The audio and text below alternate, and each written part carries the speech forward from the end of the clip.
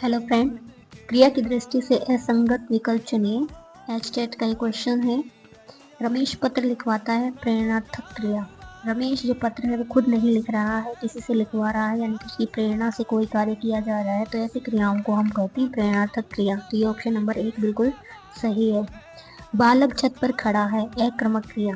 बालक छत पर खड़ा है यानी कि उसके खड़े होने की जो क्रिया है वो किसी दूसरे कर्म पर जो है प्रभावित नहीं कर रही है, तो इसलिए यहाँ पे कोई कर्म नहीं है, तो ये अक्रमक क्रिया होगी, यानी खड़ा होना अक्रमक क्रिया है।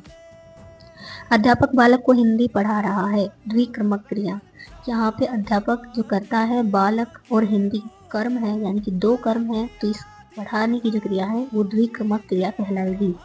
प्रणीता जोर जोर से हंस रही है, सकर्मक क्रिया। यहाँ पे देखिए प्रणीता का हंसना जो है वो किसी दूसरे कर्म पर यानी प्रभावित नहीं है, इसलिए यहाँ पर कोई भी कर्म नहीं है, तो ये हंसने की जो क्रिया है वो अक्रमक क्रिया है, जबकि यहाँ पर लिखा है सक्रमक क्रिया। तो आपका आंसर हो जाएगा ऑप्शन नंबर 4। हेलो फ्रेंड, क्रिया की दृष्टि से असंगत विकल्प चुनिए। एचटेट का ये क्वेश्चन है। रमेश पत्र लिखवाता है, प्रेरणार्थक क्रिया।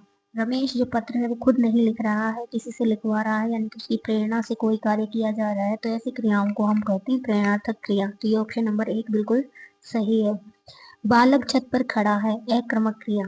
बालक छत पर खड़ा है यानी कि उसके खड़े होने की जो क्रिया है वो किसी दूसरे कर्म पर जो है प्रभावित नहीं कर रही है, तो इसलिए यहाँ पे कोई कर्म नहीं है, तो ये अक्रमक क्रिया होगी, यानी खड़ा होना अक्रमक क्रिया है।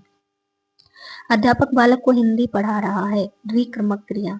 यहाँ पे अध्यापक जो करता है बालक और हिंदी कर्म है, यानी कि दो कर्म है, तो इस पढ़ाने की जो क्रिया है वो द्विक्रमक क्रिया कहलाएगी।